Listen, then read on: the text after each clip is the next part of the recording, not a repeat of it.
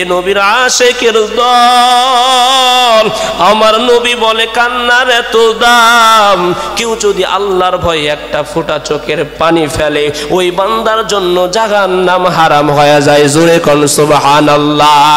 একটা কাফির দুধ দহন করার পর ওই দুধটা স্তনে ফিরে যাওয়া যেমন অসম্ভব, আল্লাহর ভয়ে চোখের পানি ফেলা মানুষটা জাহান্নামে যাওয়াও অসম্ভব। এই জন্য এর বাবা একটু চোখের পানি ফেলাইয়া দিলটা নরম করি রে বাবা। চোখের পানির এত দাম, এমন কোন নবী নাই যেই নবী চোখের পানি ফেলাই নাই, এমন কোন সাহাবা নাই যেই সাহাবা চোখের পানি ফেলাই নাই। প্রত্যেকটা সাহাবা চোখের পানি ফেলেছে। এমন কোন আউলিয়ায়ে কেরাম নাই যেই আউলিয়ায়ে কেরাম চোখের পানি ফেলাই নাই রে বাবা। চোখের পানির কত দাম। আমার নবী বলে কেউ যদি চোখের পানি কান্না করিয়া করিয়া যদি আল্লাহর কাছে দোয়া করে, তাওবা করে, ওই বান্দার চোখের পানিটা নাকের ডগায় আসার আগে ওই বান্দার জিন্দেগির সব গুনাহ মাফ করে দেয়। এরে নবীর আশিকের দল, চোখের পানির এত দাম। হাসরের ময়দানটা এমন কঠিন হবে, হাসরের ময়দানে নবীরা পর্যন্ত নাফসি নাফসি করবে। আদম আলাইহিস সালাম নাফসি নাফসি করবে, ইব্রাহিম খলিলুল্লাহ নাফসি নাফসি করবে, মুসা আলাইহিস সালাম নাফসি নাফসি করবে, ঈসা আলাইহিস সালাম নাফসি নাফসি।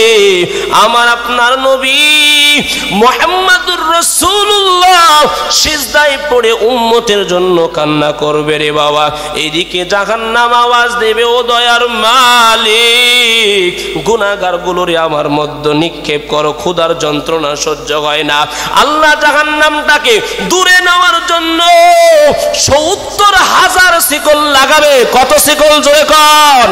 এক একটা শিকলে ৭০,০০০ ফেরেশতা থাকবে। জোরে কোন সুবহানাল্লাহ। এই ফেরেশতাদের মাধ্যমে জাহান্নামে শিকল লাগায়া জাহান্নামকে পিছনের দিকে টানা হবে, কিন্তু জাহান্নাম পিছনের দিকে যাবে না। আমার আল্লাহ কুদরতি এক মুসল পানি ওই ফেরেশতাদের হাতের মধ্য দিয়া ডাক দিয়া কয়, ও ফেরেশতা, এই পানিটা জাহান্নামের গায়ে ছিটায় দাও। দেখো জাহান্নাম পিছনের দিকে হাঁটতে থাকবে। এরে নবীর আশিকের দল, ফেরেশতারা ডাক দিয়ে কয়, ও মালিক, ৭০,০০০ শিকল লাগায়া যেই জাহান্নামকে পিছনে নেওয়া যায় না, সামান্য একটু পানি দিয়া কেমনে জাহান্নাম পিছনে যাবে? এরে নবীর আশিকের দল, ও গোলাম, ও যুবক, আল্লাহ বলবি রে ফেরেশতা পানিটা ছিটায়া দাও।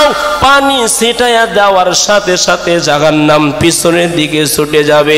ফেরেশতারা ডাক দিয়া বলবে, ও দয়ার মালিক, এটা কি এমন পানি যার কারণে জাহান্নাম পিছনের দিকে চলে গেল? এইবার আল্লাহ ডাক দিয়া বলবে, ও ফেরেশতা, এটা এমন পানি দুনিয়ার মধ্যে আমার যেই বান্দারা আমি রবের ভয়ে কান্না করেছে, দুনিয়ার মধ্যে কবরের বয়ান শুনে, জাহান্নামের বয়ান শুনে আমি রবের ভয়ে কান্না করে এক ফোঁটা চোখের পানি ঝরাইল, আমি আল্লাহ তাদের কুদরতি চোখের পানিটা জড়ো করে রেখেছি। ওই বান্দার চোখের পানি দ্বারা আজকে জাহান্নামটা পিছনে চলে গেল। চোখের পানির দাম আছে না নাই জোরে বলেন? অথচ গুনাহ করতে করতে অন্তরটা আজকে এত পাথর, চোখ দিয়া পানি বের হয় না রে বাবা। কথা বলেন ঠিক কিনা? খলিফাতুল মুসলিমিন হযরতে আবু বকরের খেলাফতের সময় এমন একজন নাফরমান বান্দা ছিল, এমন একটা পাপী বান্দা ছিল, যেই পাপী বান্দাটা দুনিয়াতে শুধু গুনাহ আর গুনাহ, গুনাহ আর গুনাহ, এত অন্যায় সময় মানুষগুলো অতিষ্ঠ হয়ে গেল, তার অতিষ্ঠ, তার অত্যাচারের নির্যাতনে অতিষ্ঠ হয়ে মানুষ এতটাই ক্ষিপ্ত হলো, সবাই যেন চাই দুনিয়া থেকে আপদটা কবে যেন বিদায় নেয়, বিদায় নিলেই আমরা শান্তি পাবো। হঠাৎ করে বেঈমানটা দুনিয়া থেকে বিদায় নিলেন। ওই সময় আবু বকর উপস্থিত ছিলেন।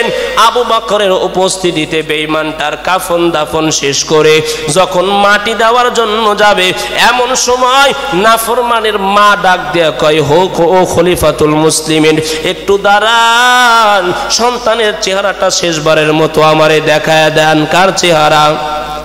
সন্তানের চেহারাটা শেষবারের মতো আমারে দেখায় দেন। সন্তানের চেহারাটা দেখতে বড় মন চাই, মায়ের কানুতি মিনতি। আবু বকর ডাক দিয়া কয়ে, ভাই দাঁড়াও, মাকে সন্তানের চেহারাটা একবার দেখায় দাও। আবু বকর সন্তানের চেহারাটা দেখানোর জন্য যখন ওই কবরের ভিতরে গেলেন, আল্লাহর কি কুদরত, কবরের ভিতরটা যেন নূরে আলোকিত হয়ে গেছে। আবু বকর ডাক দিয়ে কয়, কি ব্যাপার? দুনিয়াতে এই লোকটা কি আমল করেছে যার কারণে তার কবরটা নূরে নূরান্বিত হয়ে গেল? লোকেরা ডাক দিয়া কয়, ও খলিফাতুল মুসলিমিন, দুনিয়াতে তেমন কোনো ভালো আমল করে নাই, কাজ করে নাই।